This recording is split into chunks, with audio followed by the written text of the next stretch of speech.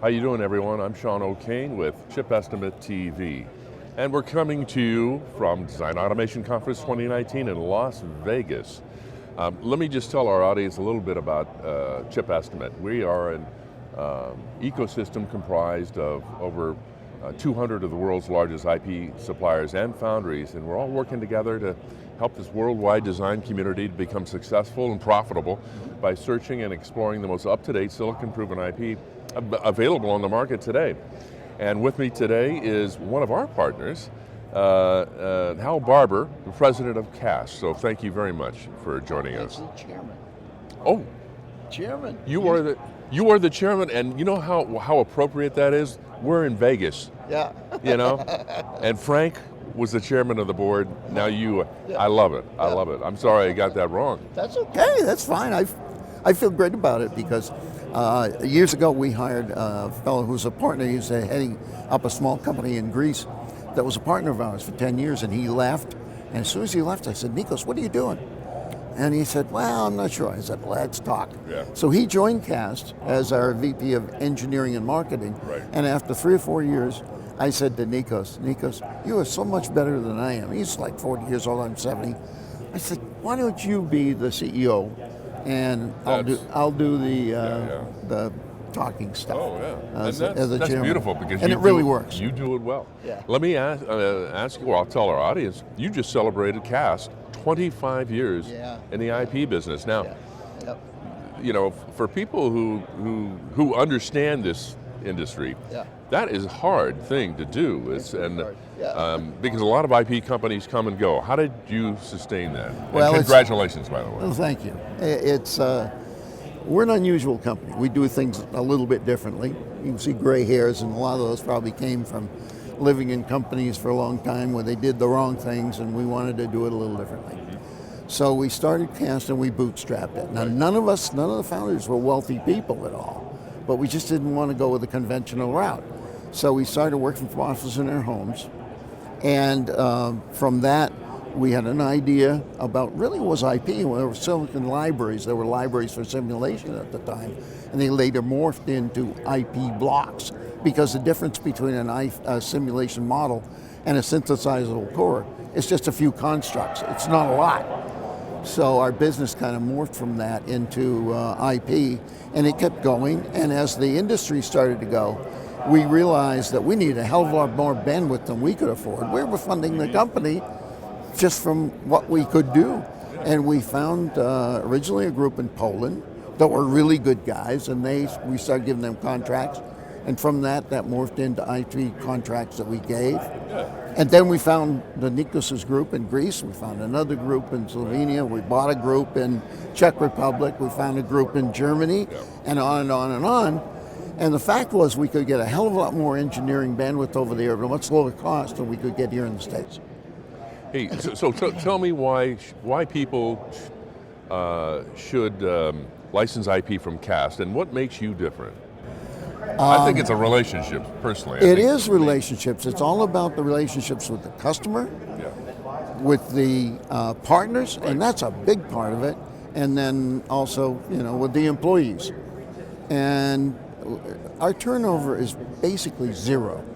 So all of our people are double E's. So the people that are out there talking to customers are electrical engineers, and they're experienced engineers. Not only do they know the IP, they know the test environment that they're created, they know the documentation, and they know the tools. Because before this, we were all EDA people.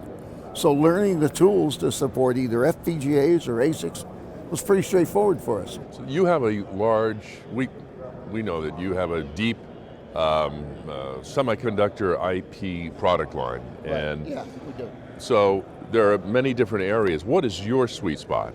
Our sweet spot is, it starts with the fact that we do one thing that we do really, really well, and that's digital IP.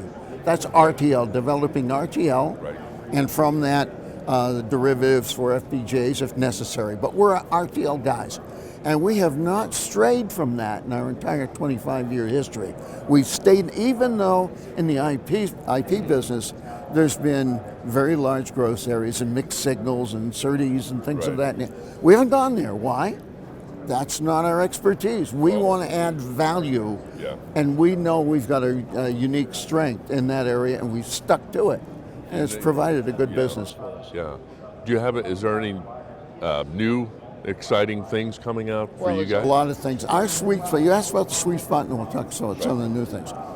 There's three major areas that we have products in. One is in the area of microcontrollers and microprocessors. Believe it or not, the 8051 is still alive and well, particularly for analog and mixed signal bits, and we still do a healthy business. We're the world's leader in 8051 still.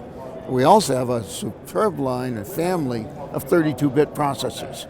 Those are doing very well too. As a matter of fact, if you look at these little things that you have in your pocket. The phones. The phones, whether it's a Android or an Apple one, there's about 3 chips in there, 2 chips actually. I have a message. Call Hal Barbour for IT. you guys are good. Anyway. But really, that's one area is the processors and the microcontrollers. Okay. Another area is in automotive, mainly communications in automotive. And then a third area is in compression IP, digital compression and image compression and video compression. All of those compressions, those 3 areas constitute about probably 90% of our business. Really?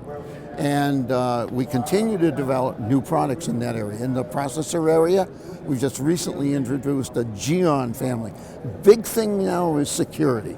Most of the efforts in security are in software, but you're putting together hardware, and there's certain things that can be really important or target areas of people trying to, like when you do an update, that's hardware. You got to have hardware in that prevents that update from occurring. There's the boot code. When the thing is booting, we have secure boot IP to go in and prevent anybody from interfering with the boot. There's other things as well, but that's a major area. Another major area is in digital compression. We've been really big, as I said before, in the image and video compression. But over the last couple of years, we've really done very well in digital walks to do zip, gzip and gunzip. Because in today's cloud systems, engineers are trying to get faster and faster pipes to feed the cloud.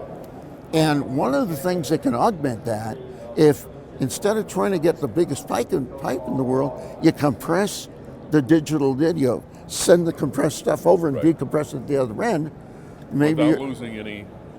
Don't lose a thing because it's lossless compression. Got it. gzip and gunzip are totally lossless. So the stuff you're sending through is compressed, it gets uncompressed, no loss whatsoever. And so instead of having to have a 50 gigabyte pipe, maybe you can do a 25 gigabit pipe with a compression. So this industry, as you know, is made up of acquisitions. Sure. Is there any an exit strategy for you guys? I mean, you're not going to be swallowed up by one of the bigger guys. It's not going to happen. Right.